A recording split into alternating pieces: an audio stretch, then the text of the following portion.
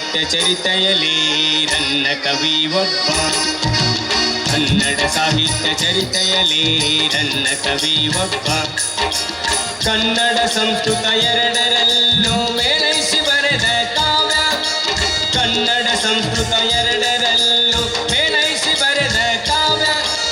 ಕನ್ನಡ ಸಾಹಿತ್ಯ ಚರಿತೆಯಲ್ಲಿ ನನ್ನ ಕವಿ ಒಬ್ಬ. ಕನ್ನಡ ಸಾಹಿತ್ಯ ಚರಿತೆಯಲ್ಲಿ ನನ್ನ ಕವಿ ಒಬ್ಬ. ಮುಧೋಳವೆಂಬ ಗ್ರಾಮದಲ್ಲುಟ್ಟಿ ಬೆಳೆದು ಬಂತು ಕಾವ್ಯ. ಮುಧೋಳವೆಂಬ ಗ್ರಾಮದಲ್ಲುಟ್ಟಿ ಬೆಳೆದು ಬಂತು ಕಾವ್ಯ. ಲೌಕಿಕ ಅಲೌಕಿಕ ಎಂಬ ಎರಡು ಕಾವ್ಯ ರಚಿಸಿ. ಲೌಕಿಕ ಅಲೌಕಿಕ ಎಂಬ ಎರಡು ಕಾವ್ಯ ರಚಿಸಿ. ಕನ್ನಡ ಸಾಹಿತ್ಯ ಚರಿತೆಯಲ್ಲಿ ನನ್ನ ಕವಿ ಒಬ್ಬ. ಕನ್ನಡ ಸಾಹಿತ್ಯ ಚರಿತೆಯಲ್ಲಿ ನನ್ನ ಕವಿ ಒಬ್ಬ. ಮಹಾಭಾರತದ ಕಥೆಯನ್ನೆಲ್ಲ ಲೌಕಿಕದಲ್ಲಿ ರಚಿಸಿ. ಮಹಾಭಾರತದ ಕಥೆಯನ್ನೆಲ್ಲ ಲೌಕಿಕದಲ್ಲಿ ರಚಿಸಿ. ಸಿಂಹಾವಲೋಕನ ಕ್ರಮದಿಂದ ತಿಳಿಸಿ ಹೇಳ ಹೊರಟ. ಸಿಂಹಾವಲೋಕನ ಕ್ರಮದಿಂದ ತಿಳಿಸಿ ಹೇಳ ಹೊರಟ. ಕನ್ನಡ ಸಾಹಿತ್ಯ ಚರಿತೆಯಲ್ಲಿ ನನ್ನ ಕವಿ ಒಬ್ಬ. ಕನ್ನಡ ಸಾಹಿತ್ಯ ಚರಿತೆಯಲ್ಲಿ ನನ್ನ ಕವಿ ಒಬ್ಬ. ಅವನ ಕಾವ್ಯ ಪರಿಚಿಸುವವಗೆ ಧೈರ್ಯ ಬೇಕು ಎಂದ. ಅವನ ಕಾವ್ಯ ಪರಿಚಿಸುವವಗೆ ಧೈರ್ಯ ಬೇಕು ಎಂದ. ಅಂತ ಕವಿಯ ಕಾವ್ಯದ ನಾಯಕ ಭೀಮನೆದ್ದು ಬಂದ.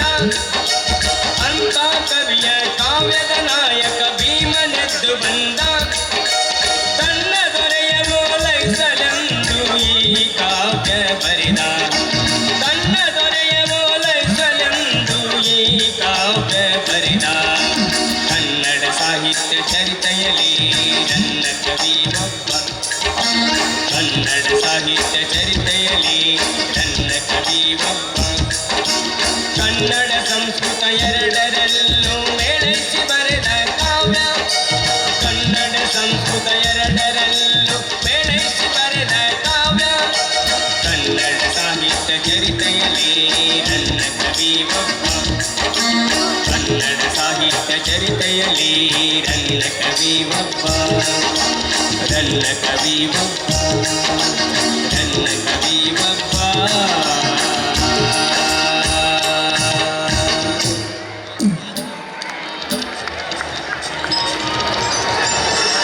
ಹಲೋ,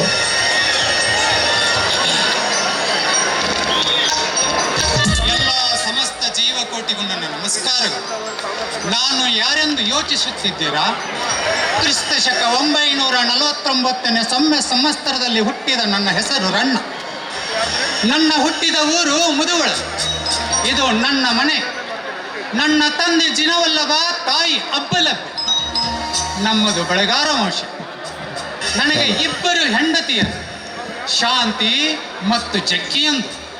ಹಾಗೆ ನನಗೆ ಇಬ್ಬರು ಮಕ್ಕಳು. ಒಬ್ಬ ಮಗ ರಾಯ, ಇನ್ನೊಬ್ಬ ಮಗಳು ಅತ್ತಿಮಬ್ಬೆ. ಅತ್ತಿಮಬ್ಬೆ ಎಂದರೆ ಗಾಬರಿಯಾಗಬೇಡಿ.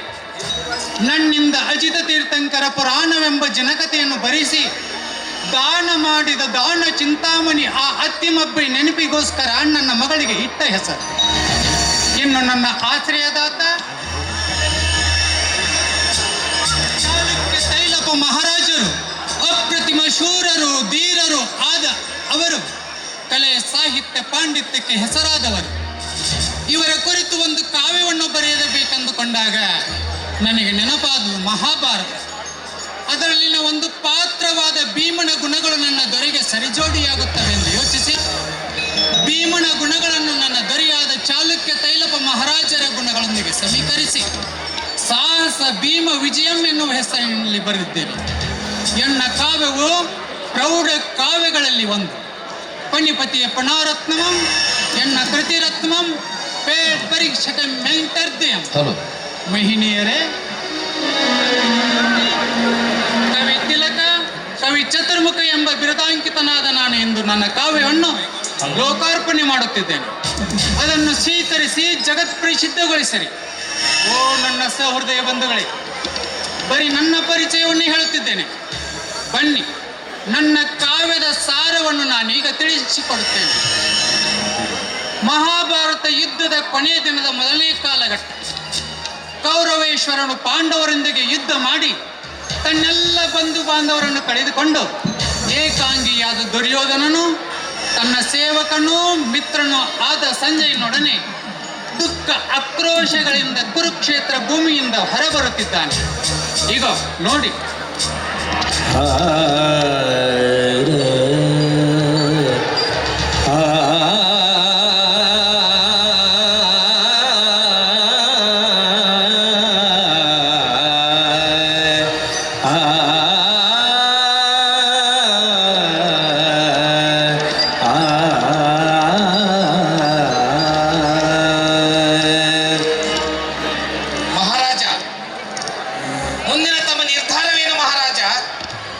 ಸಂಜಯ, ನಾನೇನು ಮಾಡಲಿ?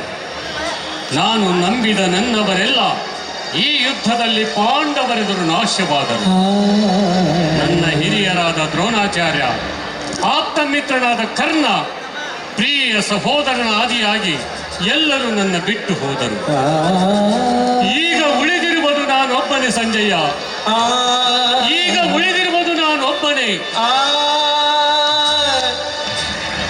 ಇಲ್ಲ, ನನ್ನವರ ಸೋವಿಗೆ ಪ್ರತಿಕಾರವಾಗಿ ಆ ಪಾಂಡವರ ವೃಂದಗಳನ್ನು ಚೆಂಡಾಡಿ ನಮ್ಮವರ ಆತ್ಮಗಳಿಗೆ ನೆಮ್ಮದಿ ನೀಡುತ್ತೇನೆ ಸಂಜಯ, ನೆಮ್ಮದಿ ನೀಡುತ್ತೇನೆ. ಅವಸರ ಬೇಡ ಮಹಾರಾಜ, ಅವಸರ ಬೇಡ. ತಾಳ್ಮೆಯಿಂದ ಯೋಚಿಸಿ ನಿರ್ಧಾರ ತೆಗೆದುಕೊಳ್ಳಿ. ಪಾಂಡವರು ಸಾಮಾನ್ಯರಲ್ಲ. ದೃಢ ಮನಸ್ಕನಾದ ಪಾರ್ಥನು ಶಿವನಿಂದ ಪಾಶುಪತಾಸ್ತ್ರವನ್ನು ಪಡೆದು ಇಂದ್ರನಿಂದ ಅರ್ಥಾಸನ ಗೌರವವನ್ನು ಪಡೆದಾನೆ. ಇನ್ನು ಭೀಮ ಬಕಾಸುರ, ಹಿಡಿಂಬ, ಕೀಚಕರಂತ ರಕ್ಕಸರನ್ನು ಕೊಂದು ತನ್ನ ತೋಳುಬಲಗಳಿಂದ 100 ಜನ ಕೌರವರನ್ನು ಕುಟ್ಟಿ ಕುಟ್ಟಿ ಪುಡಿ ಮಾಡಿ ದುಶ್ಯಾಸನ ಎದೆಯಿಂದ ಚಿಮ್ಮಿದ ಬಿಸಿನೆತ್ತರವನ್ನು ಕುಡಿದ ಮಹಾರಥ ಭೀಮನು. ಇನ್ನು ನೀವಾದರೂ ಸಮರತರು. ಸಾಕು ಮಾಡು ಸಂಜಯ, ಅವನು ಅತಿರಥನಂತೆ, ನಾನು ಸಮರಥನಂತೆ. ಬೇರೆಯವರನ್ನು ಹೊಗಳಿ ನಮ್ಮನ್ನ ತೆಗಳುವ ನೀನು ಆ ಭೀಷ್ಮ ದ್ರೋಣರಂತೆ ಕಾಣುತ್ತೀಯ. ಆ ನಿನ್ನ ಮಹಾರಥನ ಶಕ್ತಿಯು ನನ್ನ ಶಕ್ತಿಯನ್ನು ಅರಿಯದೆ ನನ್ನನ್ನ ಲಘುವಾಗಿ ಪರಿಗಣಿಸಿದೆ. ಈ ಸರ್ಪಧ್ವಜನಾದ ವೀರನನ್ನ ಎದುರಿಸಬಲ್ಲ ವೀರರುಂಚೆ ಮನುಷ್ಯ ಮಾಂಸವನ್ನು ತಿಂದು ನರ ತೈಲವನ್ನು ಕುಡಿದು ಅಟ್ಟಹಾಸದಿಂದ ಮೆರೆಯುತ್ತಿರುವ ಆ ನಿನ್ನ ಮಂಡಗಳಿಯನ್ನ ಮಹಾರಕ್ಷವೆನ್ನುವಂತೆ ಮಹಾರಥನೆಂದು ಕರೆಯುತ್ತಿರುವ ಇದು ನಿನಗೆ ಯೋಗ್ಯವೇ? ಓಹೋ, ಮೆಚ್ಚಿಸಬೇಕಾದವರನ್ನು ರೇಗಿಸಬಾರದುಕೊಂಡು ಕೆಲ ಹೊತ್ತು ಸುಮ್ಮನಾಗಿ ಬಿಡುತ್ತೇನೆ. ಮಹಾರಾಜ, ಇನ್ನು ನಿಮ್ಮ ಸೈನ್ಯದಲ್ಲಿ ಬಲಿಷ್ಠರಾದ ಬಲರಾಮ, ಅಶ್ವತ್ಥಾಮ, ಕೃತವರ್ಮರಿದ್ದಾರೆ. ಅವರಲ್ಲಿ ಯಾರಿಗಾದರೂ ಪಟ್ಟಗಟ್ಟಿ ವೈರಿಗಳನ್ನು ಜಯಿಸು ಮಹಾರಾಜ, ವೈರಿಗಳನ್ನು ಜಯಿಸು. ಭೀಷ್ಮರಿಂದ ದ್ರೋಣರಿಂದ ಸಾಧ್ಯವಾಗದ ಕಾರ್ಯ ಕರ್ಣನಿಂದಲೂ ನೆರವೇರಿಸಲಾಗಲ್ಲ. ಇನ್ನು ಇವರಿಂದ ಸಾಧ್ಯವಾದೀತೆ? ಕರ್ಣ ದ್ರೋಣರು ಅಳಿದ ಬಳಿಕ ನನಗೆ ಯಾರೂ ಇಲ್ಲದಾಯಿತು. ಇಂದು ನನ್ನ ಮನಸ್ಸು ಶೂನ್ಯ, ಮನೆಯೂ ಶೂನ್ಯ, ಈ ಭೂಮಿ ಎಲ್ಲವೂ ಶೂನ್ಯವಾಯಿತು.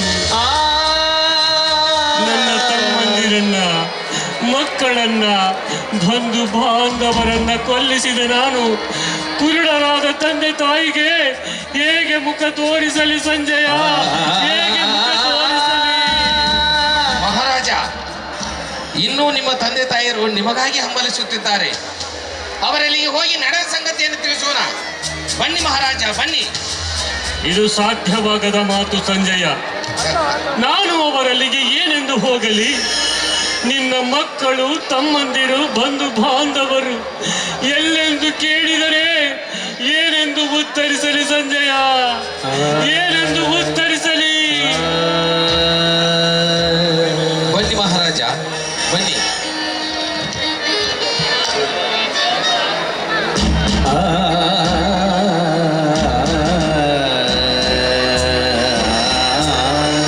ಗಾಂಧಾರಿ ಮಹಾರಾಣಿಯವರು ಧೃತರಾಷ್ಟ್ರ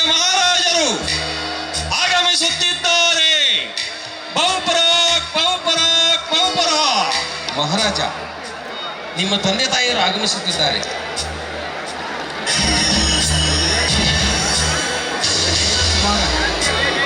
ಹನ್ನೊಂದು ಅಕ್ಷೇಣಿ ಸೈನ್ಯಕ್ಕೆ ಒಡೆಯನಾಗಿ ಪಟ್ಟಾಭಿಷಕ್ತ ದೊರೆಯಾಗಿ 3 ಶ್ವೇತ ಛತ್ರಗಳ ನಡುವೆ ಮೆರೆಯುವಂತವನು ನೀನು. ಆದರೆ ನೀನು ಇಂದು ಬರುವ ಸ್ಥಳವೂ ನಮಗೆ ತಿಳಿಯದಾಯಿತು.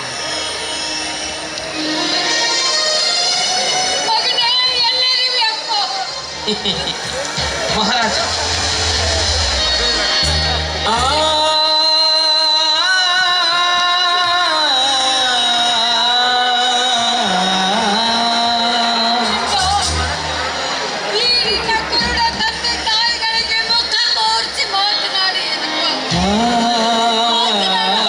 ನಿಧಾನ ತಾಯಿ, ನಿಧಾನ.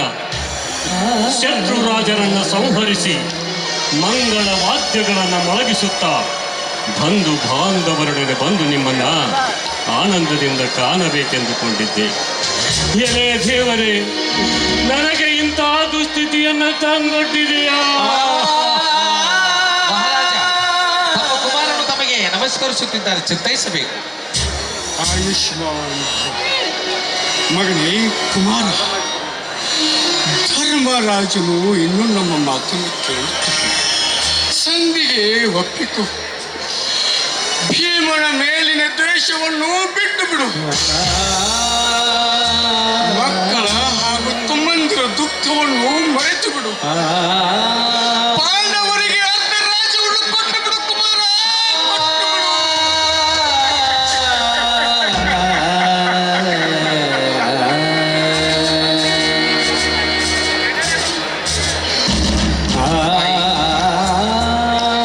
ನಿಮ್ಮ ಕುಮಾರನನ್ನು ನೋಡಿ ಸಂತೈಸಲು ಬಂದು ತಾವೇ ದುಃಖಿಸಿದರೆ ಹೇಗೆ? ಸಂಜಯ, 100 ಮಕ್ಕಳ ತಾಯಿ ಗಾಂಧಾರಿ ಇಂದು 100 ದುಃಖಗಳ ತಾಯಿಯನ್ನು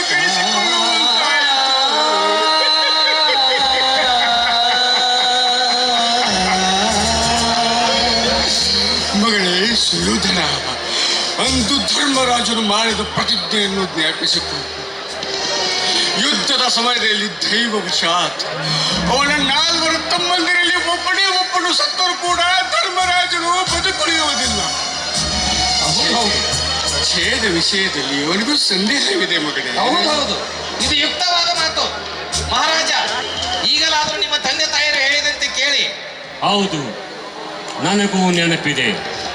ಧರ್ಮರಾಜನು ತನ್ನ ತಮ್ಮಂದಿರಲ್ಲಿ ಒಬ್ಬನು ಸತ್ತರು ತಾನು ಬೆಂಕಿಗೆ ಬಿದ್ದು ಪ್ರಾಣ ಬಿಡುವೆನೆಂದಾದರೆ ನನ್ನ 100 ಜನ ತಮ್ಮಂದಿರಲ್ಲಿ ಒಬ್ಬನು ಉಳಿದಿಲ್ಲವಲ್ಲ. ನಾನೇಕೆ ಉಳಿಯಬೇಕು ಸಂಜಯ? ನಾನೇಕೆ ಉಳಿಯಬೇಕು? ಅವರು ಹೋದ ದಾರಿಯಲ್ಲೇ ನಾನು ಸಾಗುತ್ತೇನೆ. ಅವರು ಹೋದ ದಾರಿಯಲ್ಲೇ ನಾನು ಸಾಗುತ್ತೇನೆ. ಇಲ್ಲ, ನನ್ನ ತಮ್ಮನ ಸಾವಿಗೆ ಪ್ರತಿಕಾರವಾಗಿ ಆ ಪಾಂಡವರ ಸರ್ವನಾಶ ಮಾಡಲಾರೆ. ಆ ಪಾಂಡವರನ್ನು ಮುಗಿಸಲಾರೆ. ನಾನು ವಿಶ್ರಮಿಸಲಾರೆ ಅಜ್ಜೋ, ನಾನು ವಿಶ್ರಮಿಸಲಾರೆ. ಮಗನೇ ಕುಮಾರ, ನಾವು ಏನೇ ಹೇಳಿದರೂ ನಮ್ಮ ಮಾತನ್ನು ಯಾವಾಗಲೂ ತಿರಸ್ಕರಿಸುತ್ತಲೇ ಬಂದಿರುತ್ತೇವೆ. ಕೊನೆಯ ಪಕ್ಷ ಇಷ್ಟಾದ್ರೂ ನಿನ್ನ ಅಜ್ಜನಾದ ಭೀಷ್ಮಾಚಾರ್ಯರನ್ನೇ ಆಲೋಚಿಸಿ ಒಳ್ಳೆ ನಿರ್ಧಾರ ತೆಗೆದುಕೋ ಮಗನೇ, ಒಳ್ಳೆಯ ನಿರ್ಧಾರ ತೆಗೆದುಕೋ. ಆಗಲಿ ಅಪ್ಪಾಜಿ, ನಿಮ್ಮ ಮಾತಿನಂತೆ ಅಜ್ಜನವರಾದ ಭೀಷ್ಮರ ಬಳಿಗೆ ಹೋಗಿ ಬರುತ್ತೇನೆ. ನನಗೆ ಆಶೀರ್ವಾದ ಮಾಡಿ ತಾವಿನ್ನು ಹೋಗಿ ವಿಶ್ರಾಂತಿ ತೆಗೆದುಕೊಳ್ಳಿರಿ. ಶುಭವಾಗಲಿ ಮಗನೇ, ಶುಭವಾಗಲಿ. ತಾವಿನ್ನು ವಿಶ್ರಾಂತಿ ತೆಗೆದುಕೊಳ್ಳಿರಿ. ನಡೆ ಸಂಜಯ, ಹೋಗಿ. ಬನ್ನಿ ಮಹಾರಾಜ.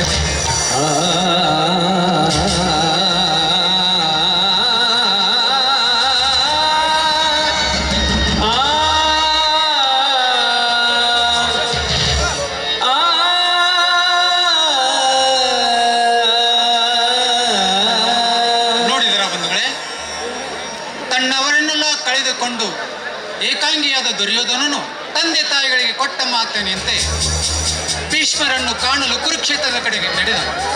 ರಣರಂಗದಲ್ಲಿ ಕುಡಿದಿದ್ದ ಕೈದು ನೆತ್ತರ ಕಡಲೊಳಗೆ ಅಡಿಗಡಿಗೆ ತಳಮಣ್ಣು ಅರ್ಚುತ್ತಿದೆ. ಕಾಲಿಡಲು ಒಡೆಯದೆ ಕುರುಪತಿ ದಡಿಗೆ ಒಡಂಗಳನೆ ಮಟ್ಟಿ ನಡೆಯುತ್ತಿದ್ದ. ದಡಿಗೆ ಬೆಡಂಗಳನ್ನು ಮೆಟ್ಟಿ ನೀಡಿದ್ದೇನೆ.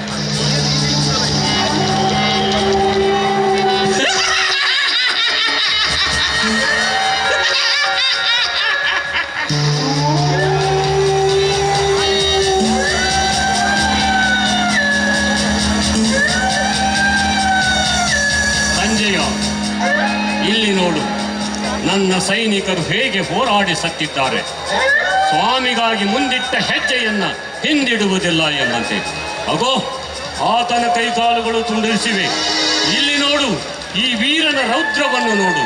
ಅಪ್ಪ, ಈ ರಕ್ತ, ಈ ಸಾವು, ನೋವು ನೋಡಲಾರೆ ಸಂಜಯ, ನೋಡಲಾರೆ. ಹೇ ದುರ್ಯೋಧನ, ಇದೆಲ್ಲವೂ ನಿನ್ನ ದರ್ಪದಿಂದ ನಡೆದದ್ದು. ನಮಗಿಂದು ರಸದೌತಣ ನೀಡಿದೆ. ಭಾ, ಏನು ಮಾಡುವುದು? ದ್ರೋಣರ ರಕ್ತವನ್ನು ಹೀರೋಣವೆಂದರೆ ಅವರು ಬ್ರಾಹ್ಮಣರು. ಇನ್ನು ನಿನ್ನ ತಮ್ಮನ ನೆತ್ತರವನ್ನು ಕುಡಿಯೋಣವೆಂದರೆ ಅದನ್ನೆಲ್ಲ ಭೀಮನೇ ಕುಡಿದು ಬಿಟ್ಟಿದ್ದಾನೆ. ಭೀಷ್ಮರ ನೆತ್ತರವನ್ನು ಹೀರೋಣವೆಂದರೆ ಅವರಿನ್ನೂ ಬದುಕಿದ್ದಾರೆ. ನೀನು ಸರಿಯಾದ ಸಮಯಕ್ಕೆ ಬಂದೆ. ನನಗೆ ನಿನ್ನ ರಕ್ತದ ಸವಿ ನೋಡಬೇಕೆನಿಸಿದೆ. ಭಾ. ಎಲ್ಲ ಮರುಳುಗಳ ನಿಮ್ಮನ್ನೀಗಲೇ ಒಡೆದು ಬಿಡುವೆನು. ಬೇಡ ಮಹಾರಾಜ, ಬೇಡ. ರನ್ ಟಿವಿ ನ್ಯೂಸ್ ವಿಡಿಯೋಸ್ ನೋಡಲು ಸಬ್ಸ್ಕ್ರೈಬ್ ಮಾಡಿ, ಬೆಲ್ ಐಕಾನ್ ಪ್ರೆಸ್ ಮಾಡಿ.